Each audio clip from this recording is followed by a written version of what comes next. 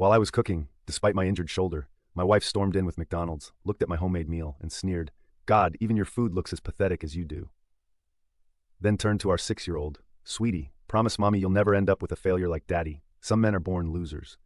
I quietly packed away the special anniversary dinner I'd planned, watched them eat their burgers, and said nothing. Today my phone blew up with 13 missed calls from her. Hey everyone, before we dive in, I have a quick favor to ask. If you enjoy content like this, please hit the subscribe button. It's free, supports the channel, and ensures you never miss out on amazing videos. Alright, let's get started. Something broke inside me yesterday, and I need to get this off my chest before my brain completely seizes up. Eden and I have been married for 12 years. We have a 6-year-old daughter, Poppy, who's the light of my life. For the past decade, I've worked my ass off to provide for my family. Nothing fancy, just honest work that pays the bills and keeps us comfortable in our modest 3-bedroom in the suburbs. Never missed a mortgage payment, never complained about the long hours. 3 weeks ago, I tore my rotator cuff at work. Not completely, but enough that the doctor ordered me to wear this clunky shoulder brace and limit movement. The pain's been no joke. I've been popping ibuprofen like candy and sleeping in the recliner because I can't lie flat without my shoulder feeling like it's being ripped off. Yesterday was our anniversary, 12 years. Even with everything that's been going on between us lately, I wanted to do something special. Eden's been different these past couple years. Cold, critical, always finding something to pick at. The way I dress, how I talk, my dad jokes that Poppy still laughs at. At first, I thought it was just stress from her job, but it's become this constant thing where nothing I do measures up. Still, I remember the woman I fell in love with, so I decided to surprise her with dinner. Her favorite pan-seared salmon with that garlic butter sauce she used to rave about. Roasted asparagus and the sourdough bread I've been learning to make during recovery. Even made tiramisu from scratch because she mentioned missing it last month. All with one working arm while managing the pain that's been my constant companion. Poppy was excited to help, wearing the little apron her grandma got her for Christmas, carefully tearing lettuce leaves for the salad while I handled the stove work. Everything was almost ready. The table was set with the fancy plates we never use, candles lit, a small wrapped gift box, simple silver earrings I'd been saving for, placed by her wine glass. At 6:42 p.m. I heard Eden's car pull in. About damn time, I thought. She was almost an hour late. No text, no call. The salmon was already resting longer than it should have. The door slammed. Eden walked in holding McDonald's bags, still in her work clothes, looking annoyed. She spotted our setup and rolled her eyes. Not even a hello. My emotional transmission failed. I just stood there, good arm still holding the serving spoon as she dropped the fast food on the counter and told Poppy to wash her hands. Then she looked at the food I'd spent hours preparing while in serious pain and said those words I can't get out of my head. "God, even your food looks as pathetic as you do." I might have handled just that. Marriage has ugly moments, but what came next shattered something in me that I'm not sure can be fixed. She turned to our daughter, sweet, innocent Poppy still in her little apron, and told her, "Sweetie, promise mommy you'll never end up with a failure like daddy. Some men are just born losers." Look, I'm not making this up or exaggerating. Those were her exact words in front of our 6-year-old about her father. Poppy's face crumpled in confusion. She looked at me, then at her mom, then at the table we'd set together. I could see her little mind trying to process what was happening. I didn't yell, didn't cry, didn't slam doors. My dad always said, "Son, your true character shows in how you behave when you're at your lowest." So I quietly packed everything away while they ate their burgers. Eden scrolled through her phone. Poppy picked at her Happy Meal toy, subdued. The candles burned down. After they finished, I cleaned up their trash, blew out the candles, and went to the garage where I sat in my truck for an hour, just breathing through the rage and heartbreak. When I came back in, Eden was watching some reality show. She didn't look up. I took Poppy upstairs for her bath and bedtime story routine. My little girl hugged me extra tight before falling asleep, like she knew something was deeply wrong. I spent most of the night on the living room couch, staring at the ceiling, replaying the last 2 years in my head, the increasing contempt, the separate vacations, the way she turns away when I enter a room, how she started going out more with colleagues whose names change every week. This morning at breakfast, Eden acted like nothing happened. Made herself avocado toast, kissed Poppy goodbye, and left without acknowledging me. Typical Thursday, apparently. I took the day off, dropped Poppy at school, then sat in the parking lot trying to figure out what the actual I'm supposed to do now. My dad's been gone 6 years, but I could almost hear him saying, "There's a difference between being patient and being a doormat, son." So I made 2 phone calls. First to my old buddy from high school, who's now a divorce attorney. Then to my sister, asking if Poppy and I could stay with her for a few days while I sort things out. I'm not rushing into anything, but yesterday was a line crossed that can't be uncrossed. You don't poison your child against their father. You don't crush someone who's already hurting, not someone you once promised to love. I'm picking Poppy up early tomorrow. We're gonna have a weekend at my sister's place while I figure out next steps. Eden doesn't know yet. She'll notice when she comes home to an empty house and finds my note. I'm typing this with my good arm, thumb cramping from hitting these tiny keys. But somehow getting it out helps. Maybe I am a failure in some way.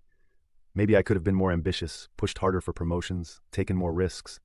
But I've been a good dad and a loyal husband. I deserve better than being publicly humiliated in front of our daughter. My shoulder throbs as a reminder of how much I've given, but it's nothing compared to the ache in my chest when I think about what this will do to Poppy. This isn't the update I thought I'd be posting when I imagined our 12th anniversary, but here we are. Sorry for the wall of text. I'm not even sure what I'm looking for here. Advice, validation, just needed to get this off my chest before I explode. Update 1, it's been 16 days, someone who sees me as nothing but a breathing disappointment. And 16 days of executing what my dad used to call the long game. That weekend at my sister's place was exactly what Poppy and I needed. We baked cookies, watched cartoons, and for 2 whole days, nobody called anyone a loser. My sister Jen took one look at my face when we arrived and knew something was seriously wrong. After Poppy went to bed, I showed Jen the audio recording I'd made on my phone during the incident. Yeah, I started recording arguments a few months ago when Eden's gaslighting went into overdrive. My memory is not failing. Her version of events sure as hell is. Jen cried, then got furious, then asked me what the plan was. Look, I'd love to say I handled everything perfectly after that night, but the truth is, I came close to just texting Eden that I wanted a divorce and blocking her number. Rage makes you stupid, and I was running hot, but my dad's voice kept echoing in my head. Preparation beats provocation every time, son. So instead of burning it all down immediately, I came home Sunday night with Poppy, acting like nothing had changed. Eden barely looked up from her laptop when we walked in. No questions about our weekend, no hug for Poppy. Just asked if I'd picked up her dry cleaning. I hadn't. The shoulder brace I was still wearing apparently wasn't explanation enough. That night, I started my checklist. First thing Monday, I opened a new bank account at a different bank, transferred half our savings, not a penny more, everything documented, changed my direct deposit information at work, made copies of all our financial records, birth certificates, and property documents. Boring, tedious stuff, but necessary. I contacted a therapist who specializes in children of divorce, had a video consultation during my lunch break in my truck. She gave me some solid advice about supporting Poppy through this, without trash-talking her mother. Hardest part of this whole thing, if I'm being honest. Wednesday was the tough one. I drove to Eden's parents' house while she was at work. Her mom made coffee while her dad studied me with that quiet, measuring look. He raised a daughter I no longer recognize. I showed them the recording, showed them screenshots of Eden's texts over the past few months. Her dad's hands shook when he set down his mug. They asked if there was any chance of fixing things. Marriage counseling. Maybe. I just played another recording from 2 months ago when I'd suggested exactly that. Eden had laughed and said she didn't need a mediator to tell her she'd married beneath her potential. Her parents' faces said everything. Then came the moment I hadn't planned. Eden's mom asked me point blank if I thought there was someone else. I hadn't wanted to go there. Didn't want to seem like the bitter husband inventing excuses. But the question unlocked something. All those late nights working, the mysterious weekend conferences, her suddenly password protecting her phone last month after years of leaving it unlocked. That night, while Eden was in the shower, I checked her phone. Yeah, I know how that sounds. But marriage has different privacy boundaries than normal relationships, and she'd been openly using my fingerprint to check mine for years. What I found wasn't explicit affair evidence, but something almost worse. Hundreds of texts with her boss, Jake. Not just work stuff, inside jokes, complaints about me, heart emojis, plans for dinners while telling me she was working late, messages about how I just don't understand her like he does. The emotional affair playbook, highlighted and dodgered. I took screenshots, sent them to myself, then put her phone back exactly where it was. Information is power, and right now, I needed every advantage. The next phase was harder. I had to keep living normally while documenting everything. I started teaching Poppy to make simple meals on Saturday mornings. Pancakes, eggs, simple stuff a 6-year-old can handle with supervision. Eden walked in during our 3rd cooking lesson and just stared like she couldn't process the image of her daughter learning from the husband she'd written off. She's getting suspicious now. My sudden calmness is throwing her off balance, the way I no longer flinch at her criticism. How I've started taking Poppy for ice cream after school twice a week without asking Eden's permission first. The shoulder exercises I do every morning, getting stronger, literally and metaphorically. Last weekend I took Poppy to the Children's Museum 2 towns over. Eden texted asking where we were. I replied 6 hours later with just, out, home for dinner. Her response was 17 texts in a row, escalating from annoyed to threatening. I showed them to my attorney the next day. He just nodded and added them to the file. I've been quietly reconnecting with mutual friends. Eden had slowly isolated me. Nothing dramatic, just a message here, a coffee there, not for revenge, but to reestablish my support network. You'd be surprised how many people noticed the change in Eden, but didn't know how to bring it up. Meanwhile, Eden's getting louder, more openly hostile, like she's trying to provoke me into doing something stupid. Last night, she accidentally knocked over my water glass onto my phone during dinner. When I calmly cleaned it up without reacting, something flashed in her eyes. Fear, maybe the realization that her usual tactics aren't working. This morning, I had a pre-work meeting with my attorney. We finalized the divorce filing papers. They're sitting in an envelope in my truck right now. Tomorrow is the day. I didn't plan for this to align with my paycheck schedule, but it worked out that way. My shoulder's healing faster than expected. Poppy asked me this morning if we could have another sleepover at Aunt Jen's house soon. All the pieces are in position. I just picked Poppy up from school. We're heading to my sister's place for the weekend. I didn't tell Eden. My phone's been on silent, tucked away in my jacket pocket. When I finally checked it at a gas station, I saw 13 missed calls from Eden in the past hour. Let her panic. Let her wonder. For 2 years, she's made me feel small in my own home, made our daughter witness her father being torn down day after day, told a 6-year-old that her daddy is a born loser. Monday morning, Eden's going to discover just how wrong she was about that. Finally, update. Something weird happened this morning. I was making pancakes in our new apartment kitchen while Poppy watched Saturday morning cartoons, and I realized I couldn't remember the last time my shoulder hurt. The physical therapist said it would be a long road to full recovery, but somewhere between all the chaos, the pain just faded into background noise. Kind of like my marriage, I guess. It's been 53 days since I left those papers on the kitchen table. 53 days of what my dad would have called reaping what you sow. And honestly, I'm still processing everything that went down. When we left off, I had taken Poppy to my sister's for the weekend without telling Eden. Those 13 missed calls. That was just the beginning. By Sunday night, my voicemail was full, and my text inbox looked like someone had a seizure on the keyboard. Mostly caps lock rage followed by confusion. Then the classic manipulation cycle. Threats, guilt trips, sudden declarations of love. Repeat. I didn't respond to any of it. Monday morning came, and I dropped Poppy at school like normal.